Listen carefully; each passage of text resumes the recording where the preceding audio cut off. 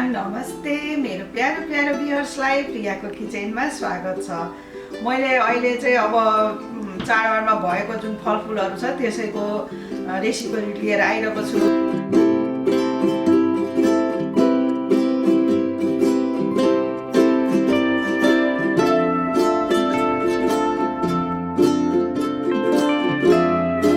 स्याउको बनाइसकेँ। अब आज मैले चाहिँ केराको ल्याइरहेको छु रेसिपी। यो पनि एकदम मिठो हुन्छ, बनाएर हेर्नुहोस्। र अब यो कसरी बनाइन्छ सुरु गरौँ है। यसको लागि चाहिँ मलाई केरा चाहियो। यो केरा चाहिँ एकदम ठुल्ठुलो साइजको भएको हुनाले चाहिँ मैले यो दुईवटा लिएको छु। मिडियम साइजको छ भने तपाईँले 3वटा लिनुभयो हुन्छ। र अब यो केरालाई चाहिँ हामीले यसलाई छोडाएर मिक्सीमा पिस्नु पर्ने हुन्छ।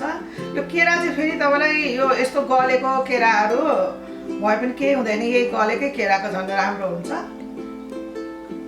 खेर जाँदैन हाम्रो यो कालो भएको अब यस्तो भइसकेको केराहरू मिठो लाग्दैन होइन खानलाई। अनि यसरी हामीले केही न केही यसो बनाएर खायौँ भने चाहिँ मिठो हुन्छ। र हामीले चाहिँ यो केरालाई काटेर चाहिँ मिक्सीमा राखौँ।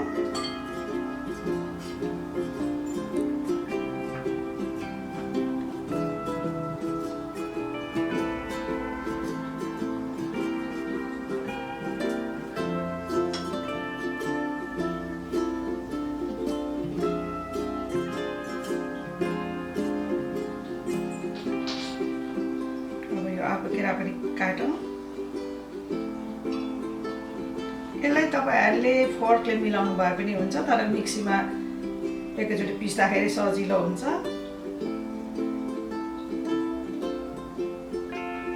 यदि तपाईँहरूसँग चिनी मोटो खाले छ भने चाहिँ तपाईँहरूले पहिले मिक्सीमा त्यो चिनीलाई पिस्नु होला, नत्र त अरू मसिनो खाले चिनी छ भने सँगसँगै यो केरा सँगसँगै पिस्नु भए पनि हुन्छ।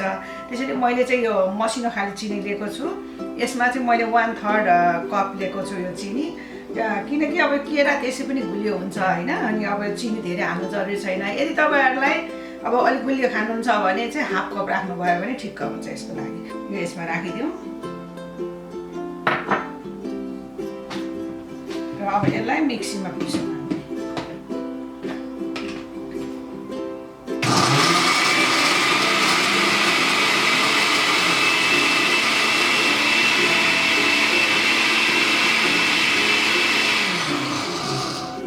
बनाना र सुगरको पेस्टलाई चाहिँ हामीले यसमा एउटा बोलमा खनाउँ।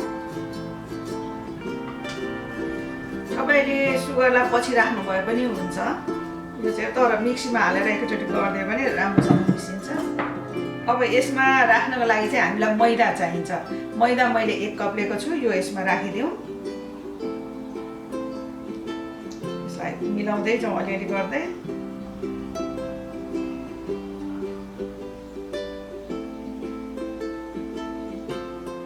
थोरै गरेर गऱ्यो भने चाहिँ अलिक सजिलो हुन्छ मिलाउनलाई हामीलाई।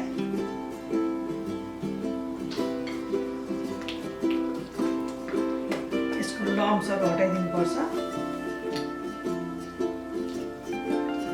अब यसमा हामीलाई यो डेसिकेटेड नरिवल पनि चाहिन्छ। यो चाहिँ मैले 3 ठुलो चम्चा लिएको छु। यो पनि यसमा राखिदिउँ। अनि 1 सानो चम्चा मैले यसमा कार्डमम पाउडर पनि लिएको छु। यो पनि यसमा राखिदिउँ। यसले अब मिठो बास्ना आउँछ। अनि सबैलाई मिलाउँ।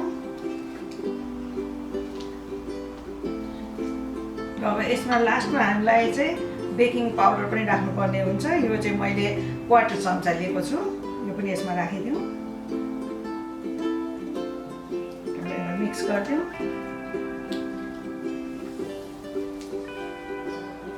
बेकिङ पाउडरलाई मैले राम्रोसँग मिक्स गरिसकेँ।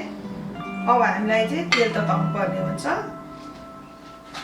अब मैले यहाँ तेल आवश्यकता अनुसारको चाहिँ तेल राखिसकेको छु। यो बल्स राख्दाखेरि चाहिँ चट्ट डुबेर निस्किनेसम्मको तेल चाहिन्छ। यो ठिक्कको मैले राखेको छु तेल। र अब हिटलाई अन गरौँ। र हिटलाई मिडियम टु हाईमा राख्नु तेल तताउनको लागि। र हाम्रो यो तेल तयार भइसकेको छ। अब हिटलाई चाहिँ म लोमा लगिदिन्छु। धेरै तातिएपछि यो स्वाटै टर्छ है, त्यसैले गर्दाखेरि मैले अब लोमा राखेको छु। यो हामीले धेरै हाई हिटमा पकायो भने खालि बाहिर मात्रै पाकेको जस्तो हुन्छ, भित्र पाक्दैन। अब यो हाल्नको लागि यो हामीले अलिकति पानी लाउँदै हाल्नु भए पनि हुन्छ, तेल लाउँदै हाल्नु भए पनि हुन्छ।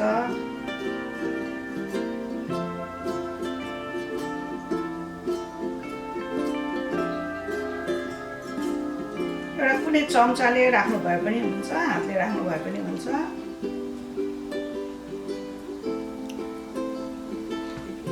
धेरै एकैचोटि नराखौँ, थोरै गर्दै पकाउँ।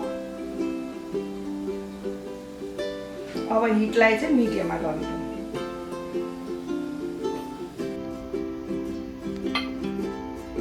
अब यसलाई सबै पल्टाइदिउँ।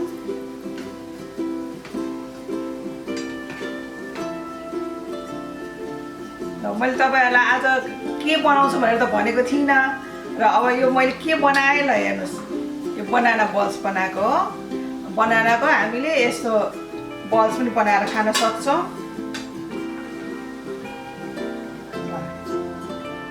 फर्स्ट ब्याच तयार भइसक्यो, अब अर्को बनाउनु पर्छ।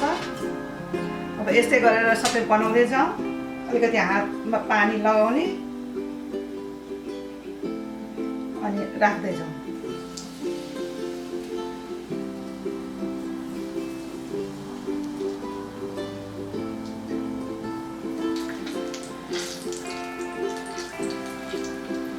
म हिटलाई लोमा लग्छु। यस्तो कुरा पकाउँदाखेरि चाहिँ अलिकति लो र हिटमा पकाउनु पर्छ, नभए यो काँचै हुन्छ भित्र। यसलाई पल्टाउँदै गर्दै पकाउँ।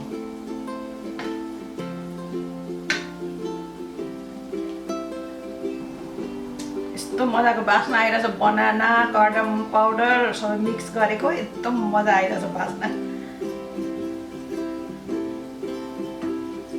तिहारमा या कुनै बेला पनि बनाना यसो कालो बिग्रियो भने खानु नहुने खालको जस्तो देखियो भने चाहिँ अनि तपाईँहरूले यस्तै रेसिपी बनाउनु भयो हुन्छ। यो बनाना बल्स एकदमै मिठो हुन्छ।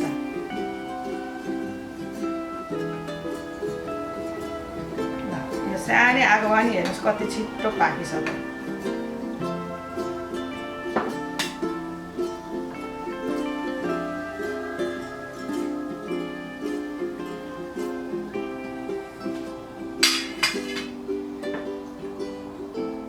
हिटलाई चाहिँ लोमै राख्ने। अब यो लास्ट ब्याच छ मेरो बनाउनु पर्ने।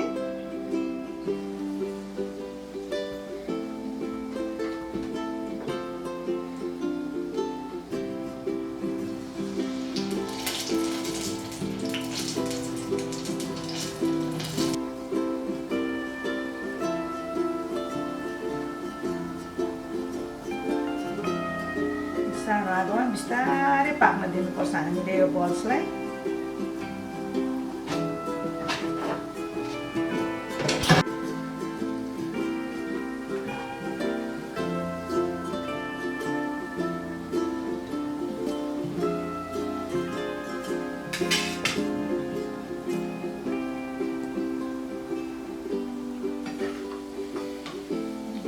लास्ट ब्याच पनि सकियो।